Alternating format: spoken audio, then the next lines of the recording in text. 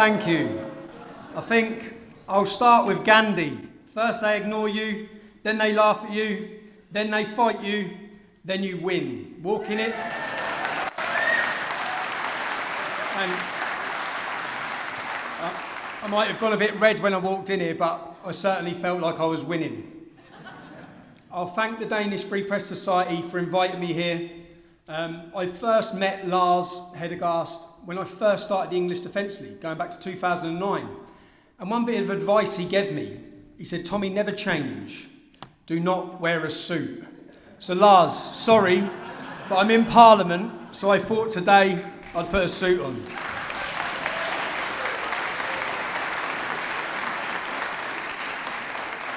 I'd also like to thank Marie. I think I can imagine the pressure. I was invited to talk in Czech Parliament, and it was an event like this, and they cancelled it on the morning due to the pressure that the politicians were getting. So I'd like to thank you for being brave and showing courage for free speech here in Denmark.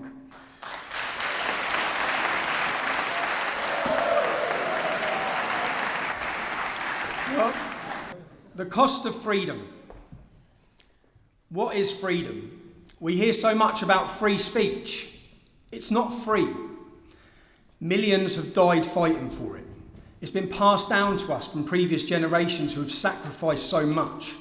Right now, we are surrendering our freedoms across Europe. We're losing our freedoms. Silicon Valley, the alliance of globalists, Islamists and the far left are taking away our free speech.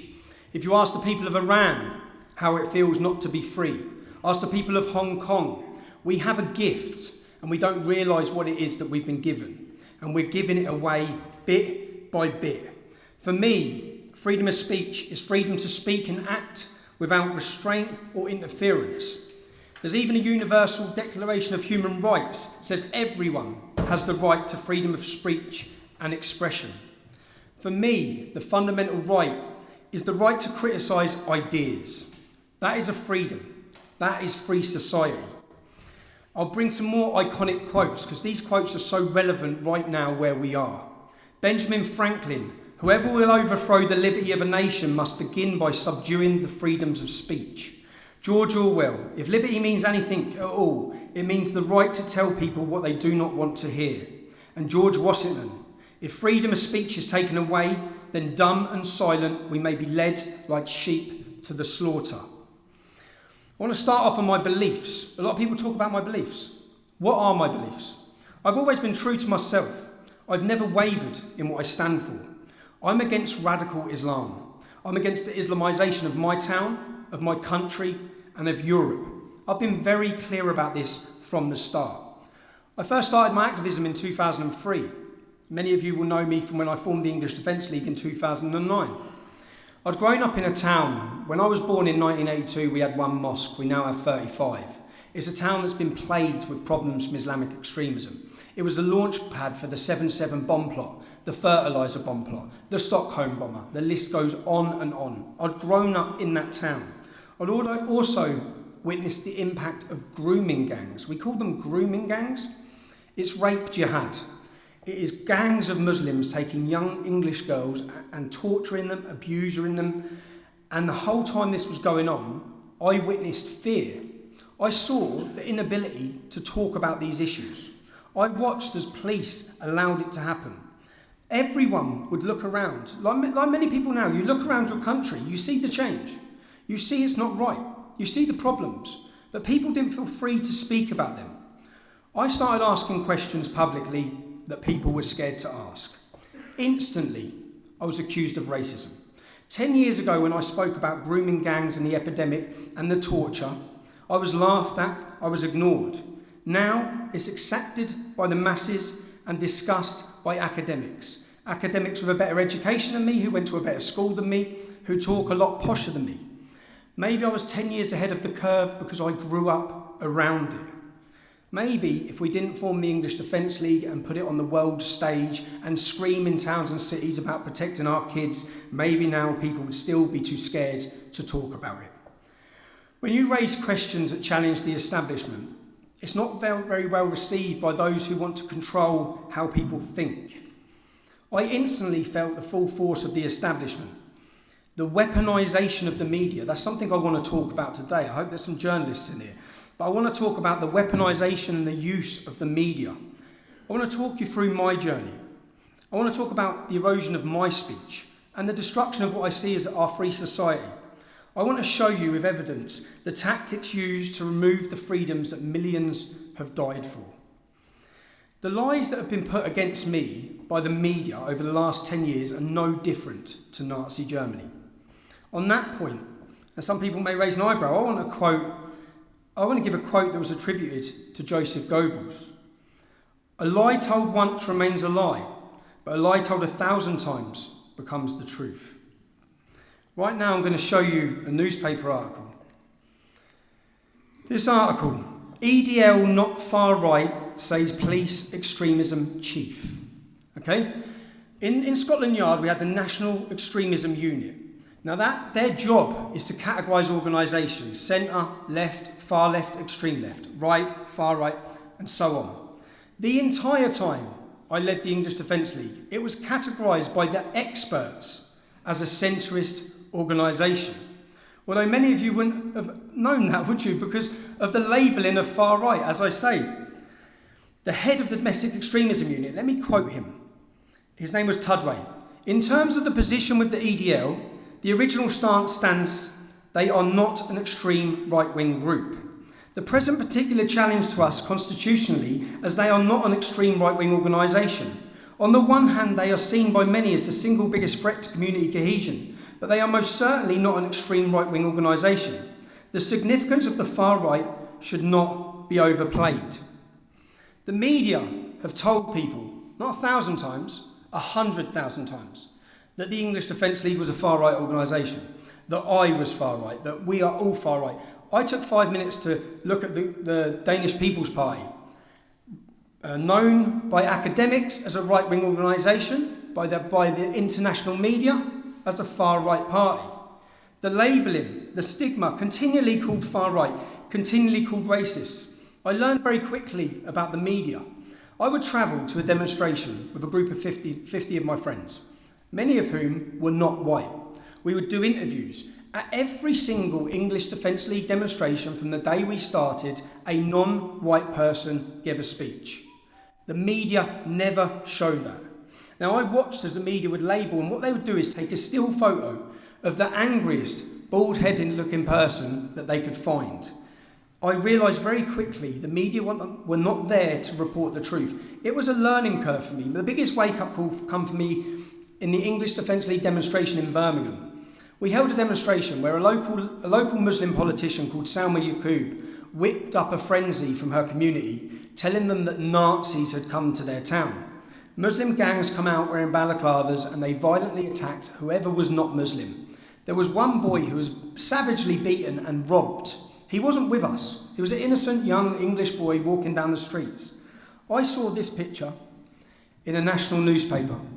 Underneath that picture, it read, "A fascist attacked by anti-fascists." I realised very quickly, an innocent young English man being robbed by a racist gang of Muslims is now described, they're the victim somehow in this. Now, I want to start by going back. I'm going to bring you back and I'm going to bring you through a journey of mainstream media lies and manipulation and deceit. And I want to start, I'll show you a headline, and this will become a common theme. You can see the headline. EDL thug Stephen Lennon in Tulisa kidnap probe. Tulisa was a pop star in our country, a very popular pop star. At the time of this, she was sitting on the panel as a judge on X Factor, Simon Cowell's X Factor. Now, guess what? That's a lie. Yeah? Everyone knows and follows me. I record everything. Okay, so I'm going to show you the video in a minute from what this story comes from. But the realisation for me, that was 6 weeks after this incident, 6 national newspapers on a Sunday all run with this story. Okay, at the same time. Usually a newspaper gets a story, they run it and the others pick up of it. This broke at 6 national newspapers at the same time. This story was organised and pushed out with an agenda. Let me show you the video of actually what this was about. Right, so basically, what's just happened? We pulled over because we were looking for somewhere convenient to do a very quick 3-minute video to discuss about this charity walk I'm doing, Yeah. to try and raise money because the police have given me this ridiculous fine that I've got to pay when they've took all my money. Anyway. Not fine. No, we're not talking about that. Separate. Mate, yeah. Talking about real police. Hold on. Should we do the do you want to get in the interview as well? Yeah, so basically, what's happened is these officers have turned up. Yeah. I've explained to them what I'm doing. Yeah. Clearly told them what I'm doing. They know who I am. They've checked who I am. They've seen we've got a camera and we're clearly doing video work. They then proceeded to say they believe I've come equipped to burgle a house. They then searched our cars. They've violated me and put their hands in my pockets and took my money out and done all this and gave me this very pretty yellow bit of paper. To which point then I've been done for quitting, which is they've pulled me over, but because I've left my door open with the keys in the ignition, I've then been reported for another crime, for quitting. I can't keep a straight face. And the whole time, more and more police cars have been turning up. The top boss has come from the police station down here. All we've done was made a 3-minute video. We've committed no crime. So, no mention of Talisa, no kidnap, okay? But for me, it was a realisation of how the media were being used. Because anyone who read the Sunday newspaper has read that I was planning on kidnapping a pop star, okay? And this will become a common theme as we go through. In that video, I'm talking about a charity walk. I was planning a charity walk. Shortly after this video, I'd done a charity walk with my cousin Kevin Carroll. I want to show you the news report of that charity walk. It's close to East London Mosque. The police closed in. But it was a scuffle with 2 men that brought things to a head. One in a blue shirt, the other in a red jacket, told them they weren't wanted in the area. As a police officer filmed proceedings, Kevin Carroll claimed he was punched and then he appeared to retaliate. Tommy Robinson looked on from the sidelines. Now, during this charity walk, I'm going to show you a video and I want you to watch the video. But first of all, let's look at this screen. This is the image that Channel 4 News, who were videoing this entire incident. When do they use stills when they've got the video footage of the actual incident? They had to use stills to make it look like Kevin Carroll or we were the aggressors somehow in this incident. If you actually watch the video, as we're doing a charity walk, you'll see the police step back, then 2 plain-clothed gentlemen allowed to walk in with us. Behind, you'll see one of the gentlemen elbow me. I'm supposed to react, I don't react. And then you'll see what happens with the police. Now, they showed this video. Charity walk. We're British citizens, why can't we walk? If there's tensions in the community from the violent mob, shouldn't you be dealing with the violent mob? Not people expressing it. How far? Do you want to just fucking get out of it? What are you doing? Get back. Arrest him for assault. Arrest him for assault. That's all on camera, so arrest him for assault. The violent fascist left. Kev, keep walking. Keep walking. They're nicking it. Come on. The violent fascist left. The violent fascist left. Gordon speaks to you. Yeah, Gordon, now here. We need to speak to you. What's about to be said. Who's been violent? Right, listen. We just been you've got to get these 2 numpties. How come he hasn't been handcuffed? How come he hasn't been handcuffed? How come he hasn't been handcuffed? If we'd have hit him, he'd be handcuffed. How come he hasn't been nicked? Yeah, but anyone else who's not spared. Why is he still standing there? Why has he not been arrested for just smacking him in the face? What is going on? Why is he? Tell us why he's not been arrested. He's not been arrested. He's just assaulted someone. Can you tell us why you're not arrested? You're telling us we can't walk somewhere and they've just assaulted us. You're not going to arrest him. We will deal. No. Well, you're in the car. I'm walking. Unless you're going to nick him. Listen to me. Unless you're going to nick him for assaulting us. Right. Are you going to arrest him? Are you going to arrest him? Are you going to nick him for assault? Are you going to arrest him for assaulting him? You're not, are you? How can you not enforce the law when someone's just assaulted someone? Can you listen to the senior officer here about the direction you're trying to... We're doing a charity walk, we're just been assaulted. You're not going to arrest him for assaulting him. We're doing a charity walk. How are you not arresting him? How are you not arresting him? We've just been assaulted. And they're still standing there, look. We will deal with that. I'm You're not dealing dealing with with you it. first. Why are you putting your hands on me when he's done the assault? He's done the assault. I'm not letting you go any further. But how we've been assaulted and you're stopping us. I'm not. We've been assaulted. No, they're not. The officers are with So me handcuff him. now. I can see So it. why have you got your hands on us? Because I am going to be arresting you. You're going to arrest me? going to arrest us for doing a I charity need to walk. explain why. So now we're getting arrested. Listen carefully. Listen carefully. We'll go this way then. You are both under arrest. Now, I actually had 4 court cases over that before it was kicked out. The 2 men who had caused the assault, neither were arrested. Okay. Now, Channel 4 News videoed all of that, but they froze the image of Kevin Carroll to show. And what I realised from this was the power of social media. I realised the power of YouTube. This video had 1 million views in a week, where people saw we'd done nothing, saw we were prosecuted, saw we had court, and we'd done nothing wrong. I'd seen lies and lies and lies told about us. I looked at one newspaper. Trinity Mirror owned this newspaper. Okay. Trinity Mirror own every newspaper that's local in the UK. So they don't just control national media, they control most towns and cities. They continually put out articles with lies about me. So I decided to ring one of them up, and at least he was honest with what he said. I just thought common journalism would be that if you have a story, you'd contact the counterpart where they're making allegations against in order to give him a right to reply to what happened in that meeting. Yeah. Am I right there? Well, no, I mean, we're going from a Birmingham angle here. We're talking to Birmingham people about their response to a sort of national figure coming into the area, so we wouldn't necessarily treat that. We do have an editorial line that, we don't agree with your politics. So we do have an editorial line that we don't agree with your politics. Well, that become very clear. See, originally I thought the media were there just to be neutral, impartial, and report the news. I found out very quickly that wasn't the case. The continued labelling of far right, of Nazi, of extremists, I decided to challenge some of these reporters. Now, for me, I despise the far right, okay? So to be continually labelled, just because, I'll ask again, what are my beliefs? What have I done? I speak out against Islamic extremism. And it wasn't just about me being labelled, it was about every person like me who's being labelled, categorised, put in a pigeon box as an extremist. But then I saw that one journalist who worked for a government-funded anti-extremism think tank took it a step too far. Far right's a step too far, but she labelled me as a white supremacist. She put me in the same category as terrorists. So I went to ask her how she can justify that.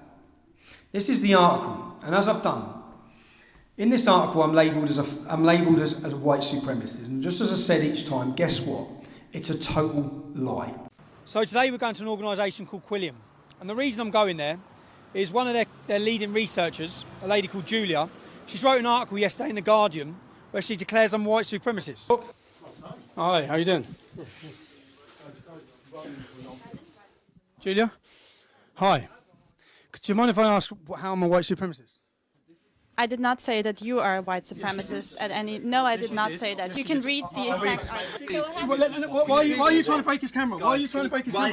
Why are you trying to break his camera? Why are you trying to break... Why have you broke his camera? Let's go upstairs and talk. Come on, Julia.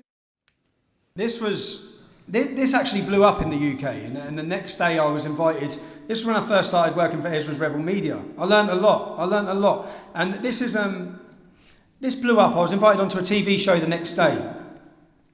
And Harass Rafiq, the Chief Executive of Quilliam, joins us now, as does Tommy Robinson.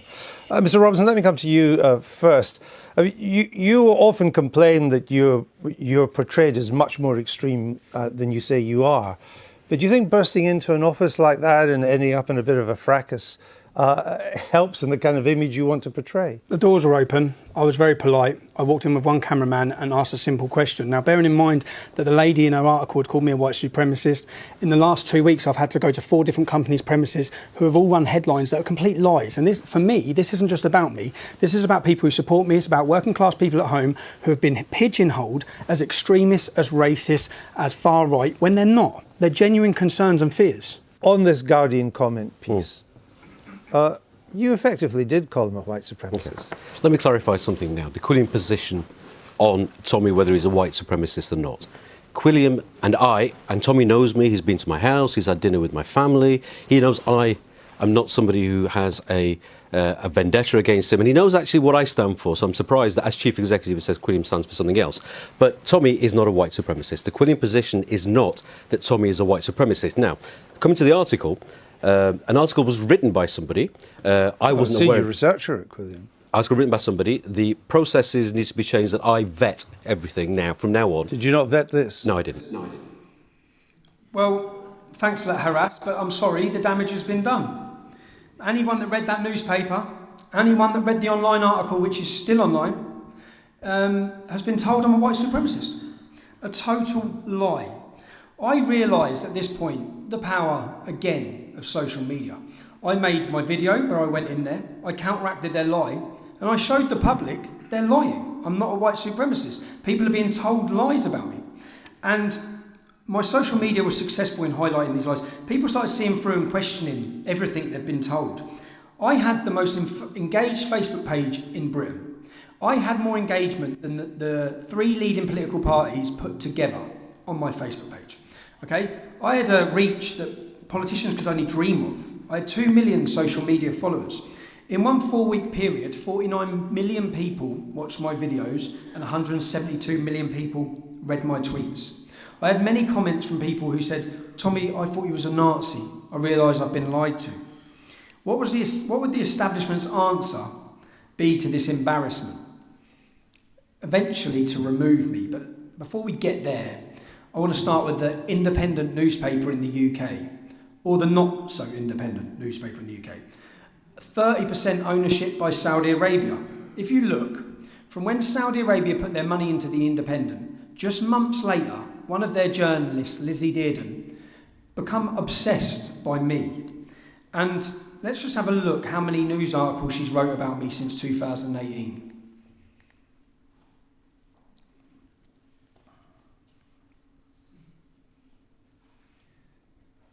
"212 news articles about Tommy Robinson since 2018. Lizzie Dearden has never met me. She's never ever spoke to me. She's never asked me a question. This is not journalism. Let's stop calling them journalists and call them what they are. She's a Saudi-funded activist." Now,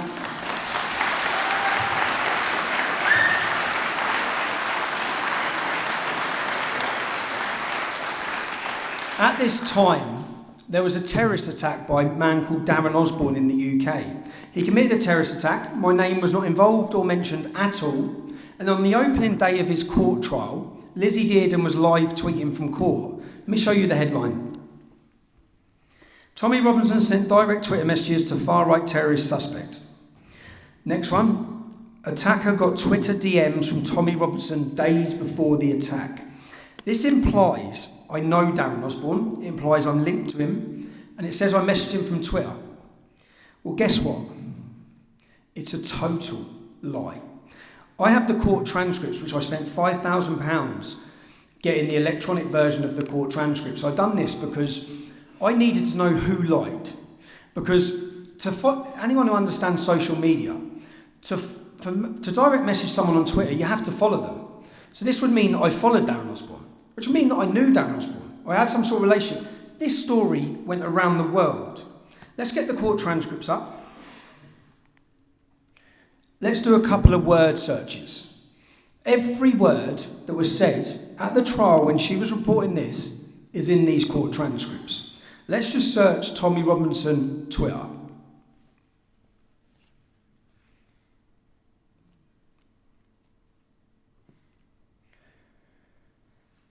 No matches, not found. Let's just try searching Twitter. So just the word Twitter. So the word Twitter's not even found. This was a total lie by Lizzie Dearden. From this point on, when Darren Osborne's name was mentioned in any national newspaper, in the end, they didn't even use a picture of him. They just used a picture of me. So a campaign by Saudi-funded Lizzie Dearden then started to remove me from Twitter. At this point, Saudi Arabia have spent £500 million on shares in Twitter. In a short while, I was removed. My profile was closed down on Twitter. The reason they gave was that a tweet that I gave breached hate speech. That tweet read, 90% of grooming gang convictions in the UK are Muslim men, from a population of just 4%. That is a fact. It's a fact, and it's also a fact that our Home Secretary of the time, who's a Pakistani heritage, called Sajid Javid, had also said. So it's 2018, and facts are now hate speech in the UK. Because I had my Twitter profile removed, I concentrated on Facebook. My Facebook profile exploded, okay? Many of you, I'll bring you forward now to when I was put in prison for reporting outside a court case. When I reported outside that court case, there were reporting restrictions put on anyone mentioning the fact that I was in prison. Now, thanks to the European media, the worldwide media, and the alternative media mainly, they blew this up. So a worldwide movement was formed, a Free Tommy movement, and it was so satisfying for me. 30 to 40,000 people marched on Parliament in the UK. At this point, the mainstream media began doing hit pieces against me. Let me show you the reactions to their hit pieces. This is BBC News' hit piece. If you look at the thumbs up and thumbs down on this video, 18,000 downlikes. Let me read you the top rated comments. Your propaganda and lies don't work anymore, BBC. The next one, Tommy went after paedophiles. No wonder the BBC is so scared of him.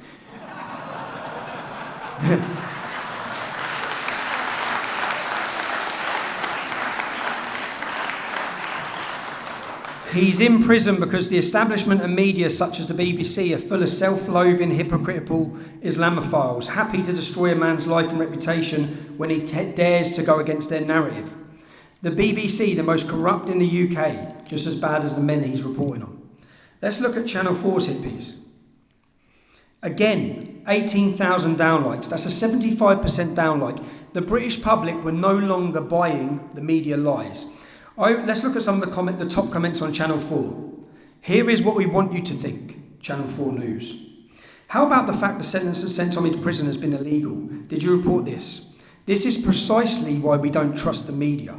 The liberal media labels everyone that sees through their bullshit far right.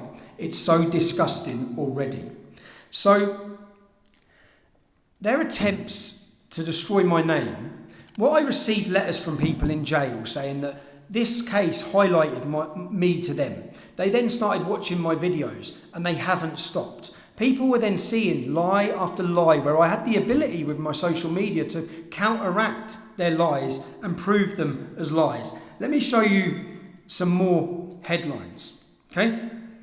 You see here, I've highlighted where it says pleaded guilty, and the next one, he pleaded guilty, and the next one, he pleaded guilty, and the next one, he pleaded guilty. Now let me show you a clip from Channel 4's hit piece. So, is Tommy Robinson innocent? No, apparently not. And that's not just the opinion of the court, that's the opinion of Tommy Robinson himself. When he was brought in front of the judge, he pleaded guilty. Guess what? It's all a lie, okay? Not one journalist went and got the court transcripts from that day. Anyone who went and got those court transcripts could see clearly the words guilty never come out of my mouth. Let's have a look now at page 5 of the Court of Appeal judgment when I was freed from prison by the highest judge in the land. This is on the judiciary's website, you can read it yourself. At no stage were particulars of alleged contempt put to the appellant for him to accept or deny them. It's one of the main reasons I was freed from prison. I wasn't asked if I was guilty or not guilty. I was not told the so-called crime I had committed. I believe that at that time, when they saw the anger and frustration, they wanted to try and quell it and suppress it, so they let people believe, using the weapon of the media, that I had pled guilty. I've now been released from prison. As soon as I was released from prison, the attack dogs were out. 2018 in August, Janice Turner wrote an emotional, vindictive character assassination against myself. Look at the word we're going to zoom in on here.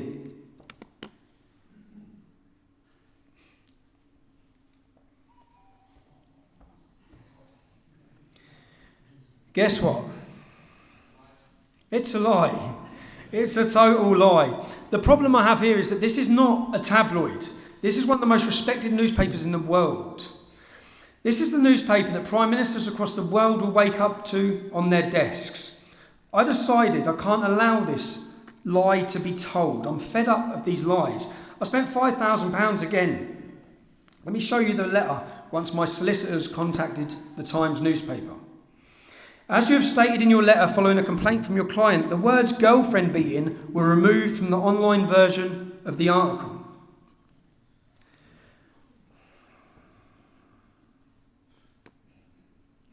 And then in the letter they told me, as you may be aware, to bring a claim of libel, an individual needs to meet the requirement of serious harm to reputation. Given your client's reputation generally, we do not consider that your client will be able to meet this requirement. So let me rephrase that. Because we've told continuous lies about your client for the last decade, it doesn't matter what we now say. We can get away with it. A tiny retraction was put in the Times newspaper. I'm sorry, but the damage has been done. I'm out of jail a week. I'm now a girlfriend beater to the rest of the world. Let's Google Tommy Robinson wife beater.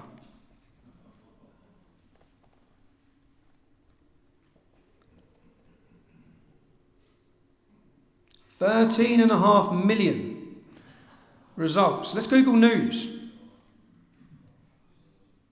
123,000 news results. This is the weapon of the media. An intentional lie, now told as a matter of fact. Let's read a few posts on this. So look at this post, 20,000 likes. Tommy Robinson, convicted criminal, thug, racist, fascist, woman beater. What is it about the xenophobic woman beating Tommy Robinson? Correction, a rich criminal, woman beater. Oh joy, Britain's favourite woman beater. Woman beater, woman beater, woman beater. You see where this has gone. Tommy Robinson, woman beater, woman beater, woman beater. It goes on and on and on. Anyone can do this, okay? Let me introduce you now to another mainstream figure in British TV. His name is Matthew Wright. He hosts a TV day show, just so you can see who he is. Not a lot to say, really, other than the fact that you're a liar. Other than the fact that you're a liar, Matthew, that's all we've got to say, because here's your screenshot. Wife beating, drug dealing. He's using his platform on social media as a mainstream British TV journalist to tell the country and his followers that he's not content with the Nazi, racist, thug, extremist. He's added in the lie of wife beating, but now he's added in the lie of drug dealing as well. I'm out of jail a week, and the whole world's been told this. I then get contacted by Sky News. Let me show you a headline. Tommy Robinson, I don't care if I incite fear of Muslims. Now, when I was contacted by Sky News, I know the media agenda. I know that they're not there to report the truth. People would say foolishly, why do you even talk to them? I talked to them to expose them. I went and met Jason Farrell. And you see this headline again, guess what? It's a total lie. I went and met Jason Farrell.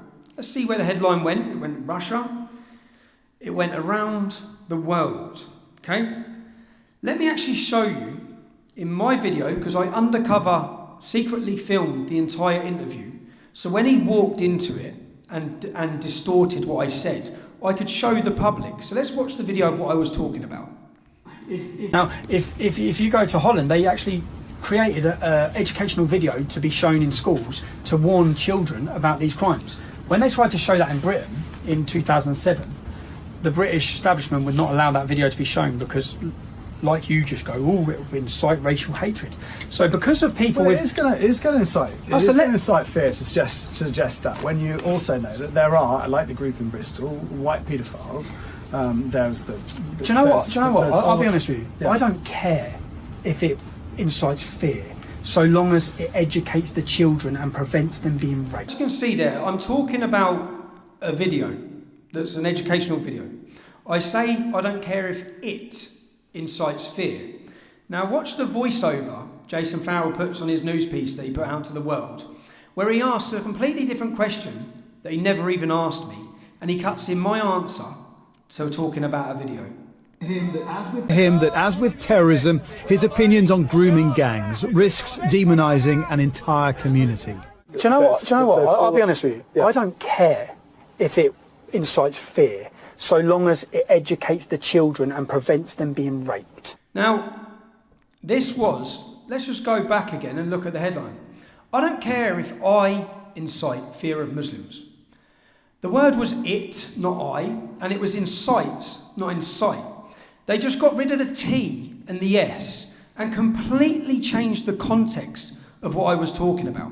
This story went across the world.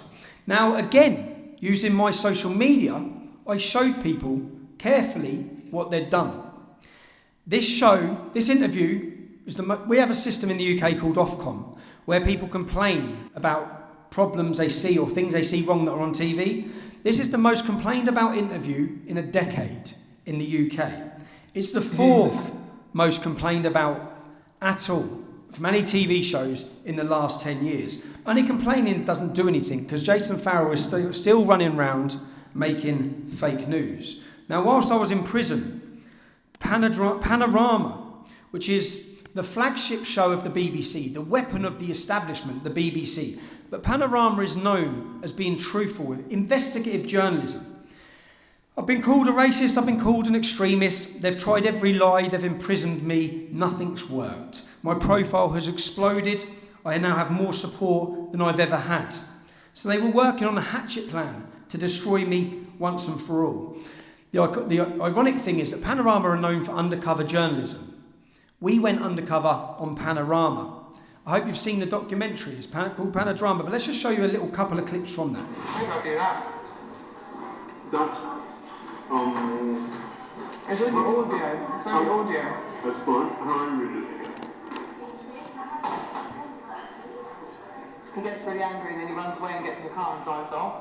And I shout after the car. It's really bad. We can clip that bit. We can clip that bit. We can clip that bit. My view about that is that he's doing a kind of gender, a kind of sexual thing against Muslims, and the person I was talking to now was worried about whether she would be identified. Now clearly that tape is now in your hands, so we can see that she's working. So you said she was extinct footage to me. You said she was. I don't have any idea what implications. You tried to turn a normal argument into a sexual matter. No. This you did not take the limit. Do you understand the implications? I've got 3 young children. Do you think you destroyed a man's life? Because this is what you were planning on doing. No. I've got the evidence. You're misunderstanding. So what I was trying to do was to say to that source that if necessary we would change her gender to turn, for example, into a man. I'm trying on the occasions where I have other difficulties. So you realise I've got all of this text? You're hanging it. So John says I'm misrepresenting him, and in fact he was telling her he could change her gender so she could not be identified. Let's just hear that clip again. He's doing a kind of gender, a kind of sexual thing against Tommy Robinson. We can do a kind of gender, a sexual thing against Tommy Robinson. Nice try, John. We should not present invented material as facts or knowingly do anything to mislead our audiences. The BBC, the Biased Broadcasting Corporation. Fake news, everything people had suspected. Donald Trump had called them out for their fake news. Now I've only showed you snippets from the dirt we got on John Sweeney and Panorama. But they've been called out. Millions watched this documentary in the first 24 hours. The true level of the corruption of our media was shown from this. Not from John Sweeney, but from the fact that not one single journalist in my country reported this news. Not one of them even passed a comment on this news. You had John Sweeney, who was the face of the biggest programme in British investigative journalism, being proven as being a fraud. Making up, he was going to make me into Harvey Weinstein. That's what they were planning on doing. So nothing else had worked. This was their hit job. Only they'd had the carpet pulled from underneath them. Okay? Not one journalist reports it.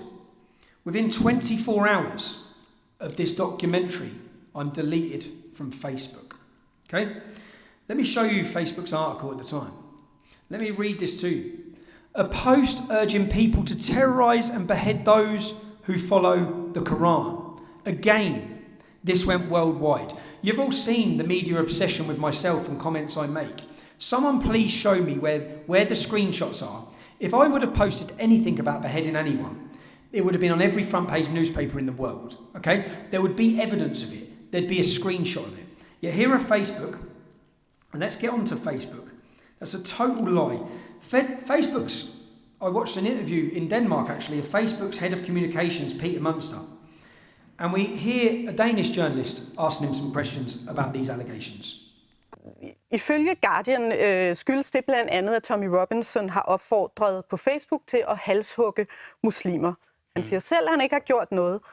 Hvor kan jeg som journalist tjekke, at I har dokumentation for jeres anklage mod Tommy Robinson? Ja, altså der er ikke sådan et opslag, som så er det var. There isn't one post, really. Let's look at that. Let's have a little look at what they said in their press statement that went around the entire world. This went on the world's media, okay? A post urging people to terrorize and behead those who follow the Quran. Total lies. Now, this interview with the head of communications actually revealed a lot. It revealed that I'm a designated hate figure. And people can go on Facebook and they can write what they want about me. In fact, using their guidelines, they can encourage murder about me and it will not get deleted. But anyone says one positive word about me, they will be deleted. Now, this would seem unbelievable. Only negative stuff can be said about me online. Let's see. Det er en hård sanktion mod ham. Ham har I udelukket, men det der jo så sker nu, det er, at også folk, der omtaler Tommy Robinson, får fjernet deres opslag, bliver blokeret eller bliver truet med at blive pillet helt af Facebook. Hvordan hænger det sammen? Altså vores regler forbyder ikke, at man omtaler Tommy Robinson. Man må godt skrive, at ham kan man ikke lide, eller at ham synes man er en idiot, som det blev nævnt. Now, okay, so I'll ask again explicitly. We have laws in the UK, we have laws across Europe that prevent incitement to hatred. We have criminal laws, and they're good laws, and people should be prevented from inciting violence against people, I believe. But what have I done? What have I been convicted of by a court of law? What is it I believe? My opposition to Islam is what's resulted in this. Literally any mention or publicity around me is removed, as this TV network found out themselves. When they advertised the fact that I would be on there, that they would be discussing me. Not me on there, not promoting me, discussing me. Jeg vil godt lige holde fast i det, du sagde var et andet spørgsmål. Jeg vil godt lige vise dig et opslag, som min redaktør lavede tidligere i dag. Han skrev på Facebook, i aften skal vi i Deadline lave noget om Tommy Robinson. Hvad er den bedste artikel om Tommy Robinson, vi skal læse på redaktionen? Der gik 9 minutter, så blev det opslag fjernet. Er det fremmende for sådan forståelsen af et fænomen som Tommy Robinson og muligheden for at tale om den tænkning, han repræsenterer, at sådan et opslag bliver fjernet? This level of censorship should terrify us all. The control that Silicon Valley now has in controlling how people think. 37 million people in my country have Facebook. It's their main source of news. They're now in control of that. The ability for people to hear the other side of the story, which is what we pride ourselves on, has now gone. Who authorises who can and can't have Facebook? Who is making these decisions? Let's see. Så hvor kan man gå jer efter i sømmene? Altså, som sagt, den her konkrete liste er ikke offentlig. Og det er en liste over dem, der er helt udelukket som Tommy Robinson? Det er en liste over de personer, hvor vi ud over vores almindelige regler imod hate speech, faktisk heller ikke tillader folk at hylde eller støtte dem. Kan man se den liste? Nej, det kan man ikke. Hvor lang er den? Jamen, det ved jeg ikke. Jeg har faktisk heller ikke set den selv. Står Hitler på den? Står Pol Pot på den? Jeg ved ikke. Det er som sagt ikke min rolle at være nede i alle detaljer omkring de her afgørelser. Hvem har bestemt, hvem der står på den liste? Det har det team, vi har, der laver vores politikker. Altså nogle af Facebooks ansatte? Ja, og det er et arbejde, de udfører i samarbejde med eksterne eksperter, når de har brug for det. Hvordan er de blevet kvalificeret?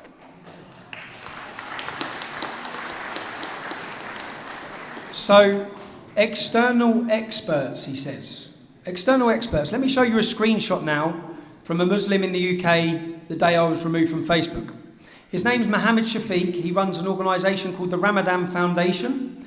I can reveal recently I had a meeting with Facebook to discuss Tommy Robinson pages and their impact in brainwashing his supporters to become terrorists and use violence against Muslims. A very good result. I'm proud of my role. Now, Mohammed Shafiq encouraged murder for blasphemy of a true reformist in the UK called Majid Nawaz. Let me show you Majid's. Here's Majid. Majid is, he runs a talk show on LBC radio. He's a very public figure. Because Mo Shafiq is on the record multiple times praising and hosting those who participated in the anti-blasphemy mob in Pakistan that bayed for Christian woman Aiza Bibi's death, he also led a blasphemy campaign against me. Here's Mo Shafiq in the middle, because he was hosting the gentleman on the left. So you understand who the gentleman on the left is. Here's a newspaper article about him. Pakistani hate preacher who glorifies Islamists' murder. So the person that Facebook are getting their information off about who they need to ban and not, as an external expert, is a man that welcomes extremist fanatics to our country, a man who has encouraged blasphemy laws, who encouraged and glorified the attacks and the calling for the death of Aiza Bibi for exercising her free speech. Let me show you now, you've all heard of the grooming scandal in the UK. You've all heard of Rotherham. The main man, the main rapist, the main organiser of that rape epidemic in that town, Mohammed Shafiq's cousin. So Mohammed Shafiq sitting down with Facebook, deciding who can and can't talk on their platform, who do they want rid of, or who's got rid of, the person who brings the most attention to grooming scandals. Now, the British establishment, I believe, they looked and they saw the power we had through Facebook, through social media. Nick Clegg was a Deputy Prime Minister of the UK.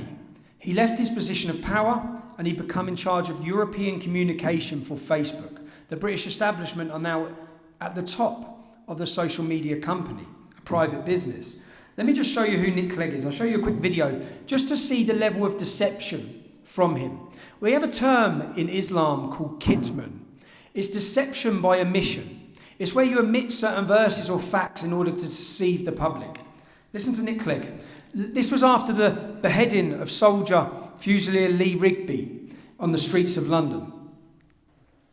Terrorism has no religion, because there is no religious conviction that can justify the kind of arbitrary, savage, random violence that we saw on the streets of Woolwich. So thank you for speaking out as forcefully as you have done. Thank you for speaking out as clearly as you have done for a great salvation religion, for your faith and for the communities in which you live and in which you lead. And in that spirit, I would like to simply conclude by repeating a verse from the Holy Quran, verse 32, chapter 5. If anyone kills a human being, it shall be as though he killed all mankind.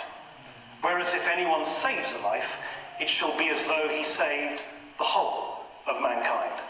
Thank you very much. We hear the argument so much about context. Let me put that verse into context. If you carry on reading straight after that verse, it says, if you kill one man, you kill all of humanity. If you save one life, you save all of humanity. Unless they cause mischief, then you execute them. You cut off their hands and feet and you exile them from the lands.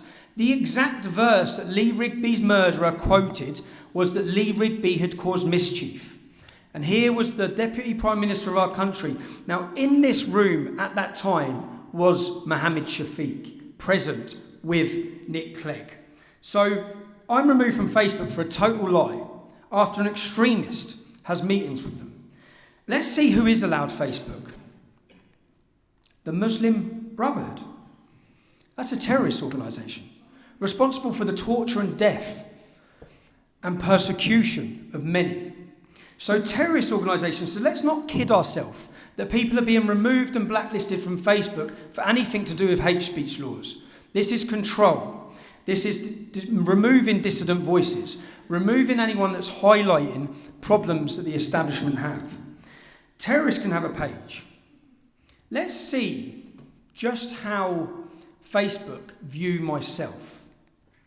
Altså, han er på, vi betragter ham på den måde som en person på linje med Ratko Mladic. Altså folk, som er en dømt krigsforbryder, så han er faktisk dømt for folkedrab. Det er Tommy Robinson vel trods alt.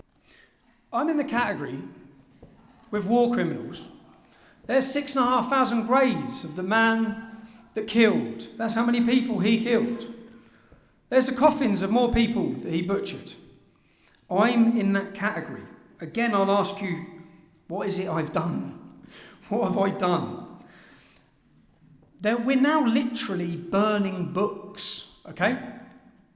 Amazon bans book by Tommy Robinson off of their website. My book, Muhammad's Quran, Why Muslims Kill for Islam, where I put the Quran in context, I put it in its chronological order, and I give evidence to why it is a war manual, why it's not a book of peace. So my book's removed. Let's have a look what you can buy on Amazon.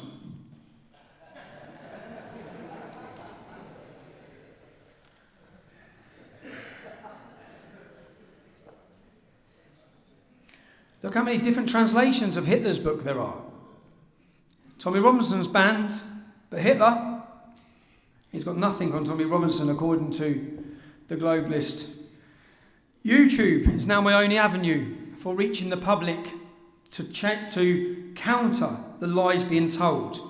But of course governments would put pressure on YouTube, as you'll see here. This is the CEO of YouTube, summons by my government. Your algorithms on YouTube, when you are searching for national action, will then promote the likes of Tommy Robinson and Britain First. This is despite the fact that the Finsbury Park Mosque, where somebody was killed, and that's recently been in the headline, despite the fact that videos of Tommy Robinson were cited as part of the online radicalisation of Darren Osborne in the Finsbury Park court case, YouTube continues to promote them videos. Lies, lies, lies. That's Naz Shah. Naz Shah actually retweeted a post that said the victims of grooming need to keep their mouth shut for the sake of diversity. Just so we know who that politician is, okay? That's Naz Shah, Pakistani Muslim from Bradford. Here she is putting pressure on the British government about my videos. It's not just her though.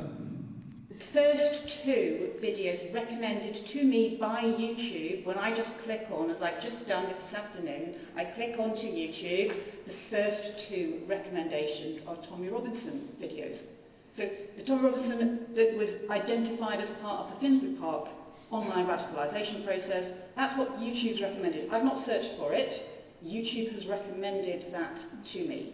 Doesn't that cause you some serious alarm? You should have watched the videos, love. You might have learned something. In the sense of the Darren Osborne murder trial, I was not questioned, interviewed, mentioned at all, okay? Darren Osborne gave the reasons why he committed that terrorist attack. He gave his justification, he gave his reasons, he explained what radicalised him. Guess what? He didn't mention Tommy Robinson. Let me show you just one final politician here. If I may, with regards to the tragic and horrific incident at Finsbury Park Mosque, the violent act carried out by Darren Osborne, and the following judgment given by Mrs. Justice Chima to say the short time between seeing the material, being radicalised and carrying out a violent terrorist incident, that the individual had in part been radicalised by seeing material by Tommy Robinson. Your experience, you've worked at the State Department advising on extremism. I've seen you've written a number of books. You've been at a number of think tanks. The vile material put out by Tommy Robinson, just in the question earlier that you raised about your policy and your criteria, does his vile poison material online violate your policy criteria? I can say in general that hateful content can create an atmosphere that can lead people to radicalize. Whether his specific statements fall foul of our guidelines or not, I cannot tell you without looking at the specific content. Now, the truth is not hate. So he talks about my vile, poisonous. Anyone who's labelled these things over the years, anyone I confront, They don't have an answer. If I said to him, point to me, show me the video that's poisonous, show me, he wouldn't be able to. So let's see what YouTube's stance was on this. YouTube defends decision to keep Tommy Robinson on site. They said that none of my videos went against their policies. Not a single video. In steps Britain's Culture Secretary, who's part of the Conservative government, and he puts his pressure. YouTube must reconsider judgment on Tommy Robinson's video, says Culture Secretary. Culture Secretary. England's Bill of Rights in 1689, since 1689, says that everyone has the right to free speech. Okay? It's embedded in our culture, free speech. Yet here's our Culture Secretary trying to take away the free speech of one of his citizens with no wrongdoing, no criminal act, not convicted, not charged with anything. Just my opinion doesn't fit. It's not just the Conservative government. Let's have a look at, this is the opposition, he's second in place of the opposition, Tom Watson. I have written to Google CEO calling on him as a matter of urgency to remove Tommy Robinson. Okay? With again a statement that has no evidence of anything. This is government pressure on private business multiple times to remove a dissenting voice. This is fascism. This all happened in a 7-day period after I produced a documentary that categorically showed the world that the BBC is fake news. At this same time, in this 7-day period, the Attorney General recharged me for the offence I had already been acquitted of and released from prison. Now, so Panorama got me deleted from the world. I've been invisible ever since. I was getting hit from all angles. My profile was still rising though. But if you look at it, I've been out of prison a week. I'm a woman beater. I don't care if I incite fear of Muslims. And I have not any social media left. Now, when I exposed John Sweeney, there was a total media blackout. In fact, I met with a Telegraph newspaper, a journalist there who I'd come known. He come to meet me. I showed him the undercover footage. He was all excited about how big of a news story it was. He went back to see his editor. He contacted me and said, I'm sorry, we're not allowed to report on it.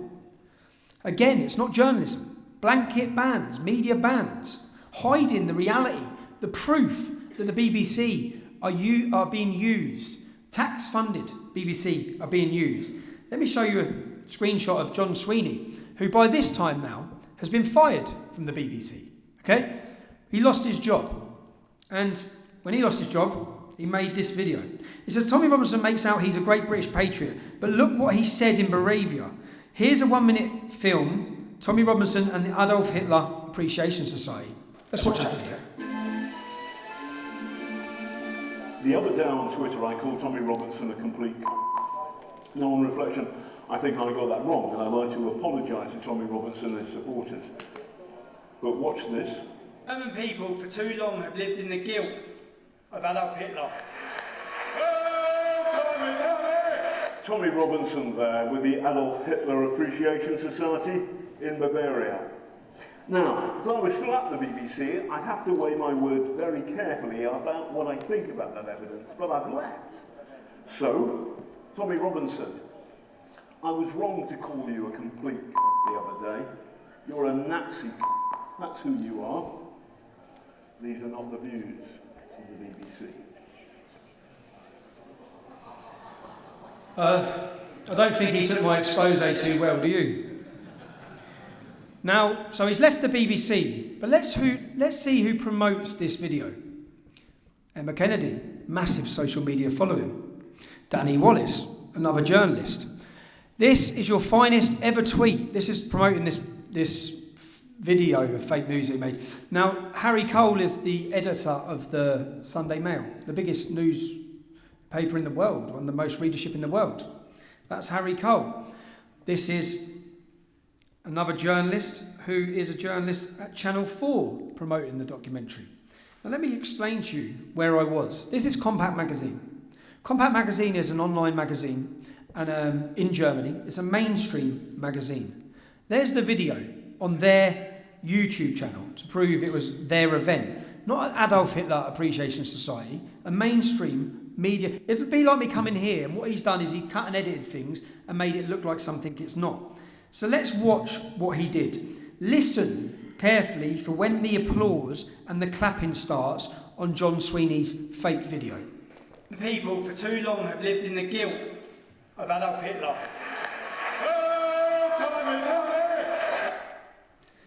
He took the applause from when I walked in and he edited it straight to when I mentioned Hitler. Watch the real video. Riesenapplaus für Tommy Robinson.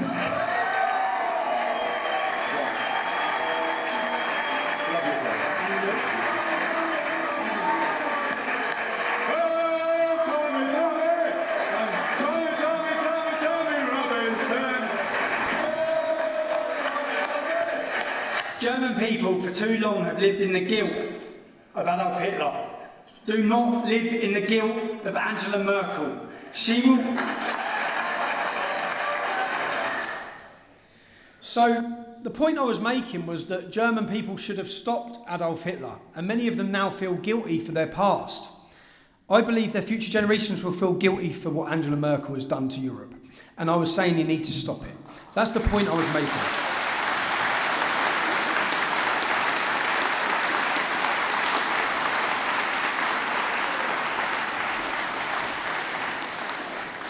The only difference now is I have no social media to counteract these lies.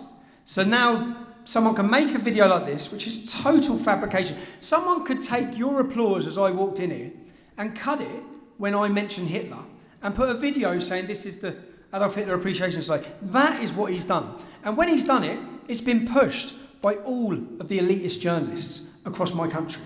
And it's pushed like it's a matter of fact. Let's just play that one more time back to back so you can see again when the applause happens and when it's going. Too long have lived in the guilt of Adolf Hitler. Do not live in the guilt of Angela Merkel. She will... German people for too long have lived in the guilt of Adolf Hitler. How long have they got away with this for? How many people do they do this to? This isn't just happening to me. Okay? This demonisation, this slander and these lies, which is what they are. Let me show you another headline. Tommy Robinson encouraged vigilante action in Facebook Live. Guess what? It's a total lie. Okay? Let me show you the news report here. Heading back to jail. Don't believe everything you read on a t-shirt. Stephen Yaxley Lennon wasn't convicted of journalism. He was found to have interfered with the trial, encouraging vigilante action against the defendants. Do you regret interfering with justice and harassing people? So today in court he was sentenced to 9 months in prison. He will be out in 2.5. How you feeling about the verdict? How you feeling about the verdict? Last year outside Leeds Crown Court on a live social media broadcast, he confronted men accused of sexual exploitation. There were strict temporary rules about reporting to make sure there was a fair trial, but he encouraged people watching to confront them. Harass him. Find him. Go knock on his door. Follow him. Now again, I watched this from jail, this news report. Now this is what the public are being told. When you watch that, go find him, harass him. It looks like I'm telling people to go find and harass these paedophiles or these Muslim gangs. Let's watch what I'm actually saying. I'm actually talking to the media. And I'm on about the fact that they follow us. They follow all of us. They harass us. They photograph us. They talk about us. They find out where we work. They plaster pictures of us online with lies. And I'm telling them, why don't you do it to this lot? Okay? These men have been raping kids. They've been on bail for 2 years. Why don't you follow them? Watch in context what I'm saying. But when I first come to try and show people who these men were, bearing in mind they've been walking around your towns and cities for the last 2 years whilst this has been going on. They've been working in shops, chicken shops, probably driving taxis, etc., etc. I thought people should know their faces and their identities. And when I went last time, you can see the footage, you go online, watch it. They turned up with balaclavas, they tried to get physical, and they all hid their identities. But because they've been relaxed, you know why they're relaxed? Because look, there's no media here. There's no media here, there's no press here, there's no mainstream media. They're all taking photographs of someone who said something mean on Twitter. They're not here to... they're not here to find out who these people are. They haven't followed these people. You know this lad who runs Generation Identity? I found out that the media had been harassing his family. Yeah? You want to harass someone's family? You see that man who was getting aggressive as he walked into court? The man who faces charges of child abduction, rape, prostitution. Harass him. Find him. Go knock on his door. Follow him. See where he works. See what he's doing. You want to stick pictures online and call people and slander people? How about you do it about them? Instead of doing it about someone speaking about it. Very clearly I'm talking to the media, okay, about their hypocrisy in their reporting. But again, the story that's gone all around the whole country is that I was encouraging violent vigilante attacks against them. Now, you saw, I asked the men going into court, how are you feeling about your verdict? The rule of law has to be implemented equally across everybody. Okay? It cannot be used to selectively target people to manipulate or interpret the law whatever way they want. Let me show you scenes from outside a courthouse in England 2 weeks ago.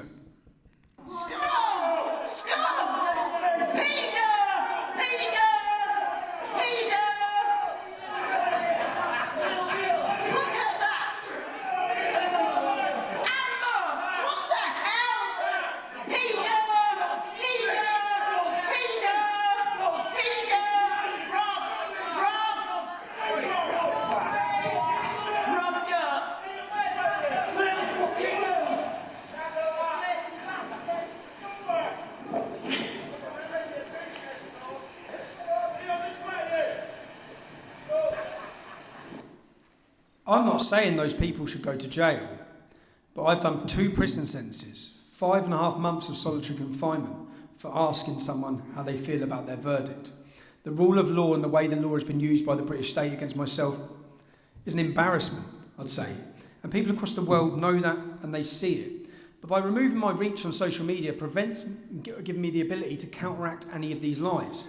When I went into prison this time, on the most recent one, Ross Kemp was doing a documentary. He's a British broadcaster. He's a famous documentary maker. Now, let me show you a headline. Front page of a newspaper. OAP beats up Tommy Robinson in jail. Let me show you the inside story. It's not just like there's a whole story of how I acted, my mannerisms. I was being a bully to an old man. If you read this story, it paints a picture of the man I am, and it's certainly not who I am. And let me show you, I'll say again, guess what? It's a total lie. Yeah? And thankfully, a documentary that was released last week on British media will show that. Now, again, lies. Total lies. When Ross Kemp came into my cell with that newspaper, I said, what do you think about that? You're a journalist. What do you think about the fact that a newspaper story that's gone across the world again, because 3 other national newspapers run that story, is a total lie? Now, I read a lie like that every month, and I've done that for 10 years, okay? Now, what are the repercussions? And again, I'll ask, what have I done? I've spoke about Islam.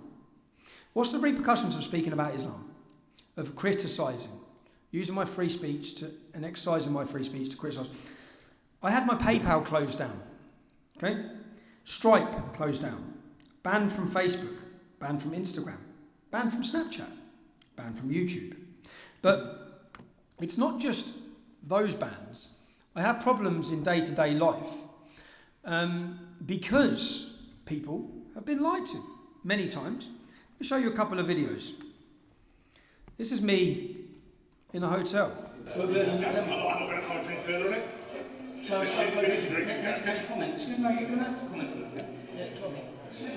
me, if you're the manager. Yeah. So why would I have to leave? I'm asking you to leave. But what for? I've just been sat in the corner. I'm asking you to leave. I don't have to give you any reasons at all. What for? It's private property. You're discriminating against me because of my beliefs. Yes, you are. Your beliefs? So I'm what's the reason? asking you to leave. For what reason? Because it's private property, and I would don't you here, so I would like to leave. Okay, well, I've got a cup of tea that I paid for, so I'm going to finish my cup of tea. Can you tell me the reason? I've stopped you. What's the reason I have to leave? Because I would like to leave. But for what reason? That's the only reason I have to give you. Because you're discriminating against me, because of my beliefs. I'm not discriminating against your beliefs at all. So I'm asking you to leave. Okay, have I done anything wrong in this hotel? I'm asking you to leave. Have I done anything wrong in this hotel? I'm asking you to leave. That's the end of the matter. Have I done anything wrong in this hotel? I'm asking you to leave. What's your position in this hotel? I'm the general manager. The general manager. End of the conversation. So it's not the end of the conversation. I think you need to speak, before I do get leave, do you want to speak to your boss about this? Can you believe that?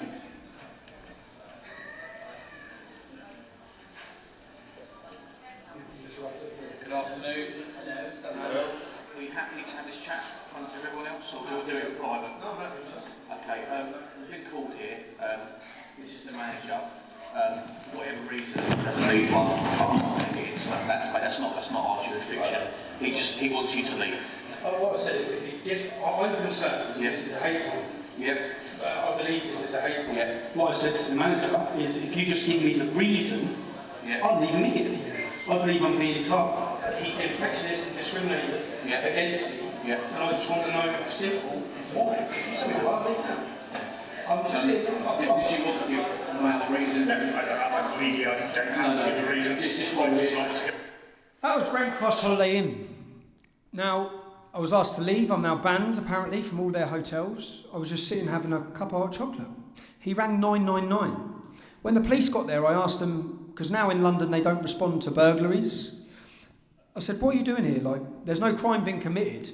And you've responded because he said Tommy Robinson. And I know that's why they've responded. But this isn't just there. Here I am in Selfridges, which is a major store in London. So you won't serve me. You won't serve me in stores. You won't serve me because you won't serve my friend because he's friends with me. So you won't serve my friend because he's friends with me and I'm in the EDL. That's what you're saying. Is that what you're saying? That's not speaking for. Yeah. Anyway, I wasn't served there either.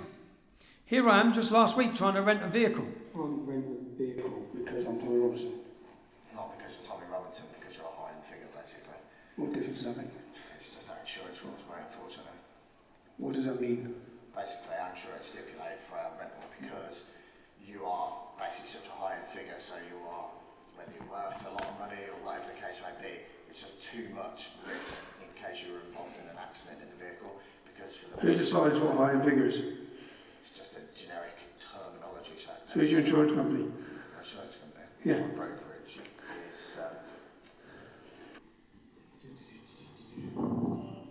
He'd rented a vehicle to me before. He Googled my name when I went in there. He said I'm a high-end figure. Okay? I'm just showing the social consequence of these lies. Now, just to bring you up to show you how often these lies are and how current these lies are told, Lord Greaves yesterday on one of the biggest national radio stations in the UK. Oh, it's a trivial matter. I think so. Calling a member of the public a Nazi is a trivial matter. I think Tommy Robinson is a neo-Nazi. I'm a neo-Nazi. The problem is that these points are made. They're made on radio. I have no right to reply. I have no social media. Now, if people believe what they're told, just from what I've had the time to show you today, I could do this for a week, dissecting lies, showing evidence. If they believe just what you've been told today, you believe I planned a kidnap. You believe I'm a white supremacist. I'm a neo-Nazi. I celebrate Hitler. I'm far right. I call for the beheading of Muslims. I'm a woman beater, a drug dealer. I incite fear of Muslims, and I'm a sexual predator. Okay? Someone's going to cut and edit that last bit at some point, isn't they? And now, the problem.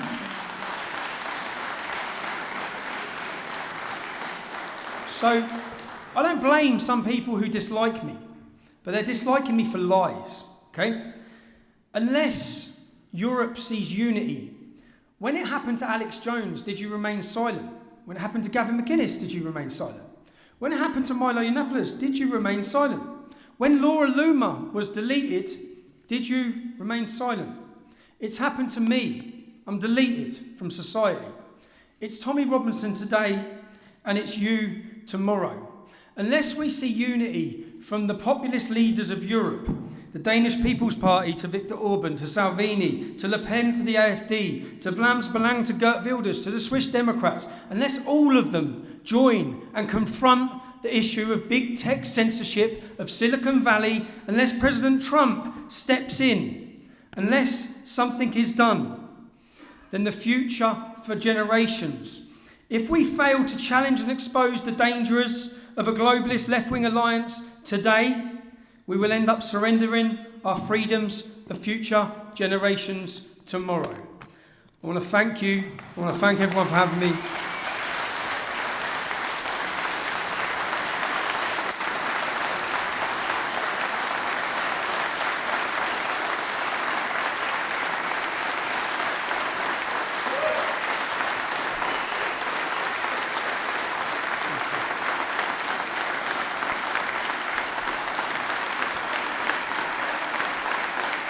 Thank you.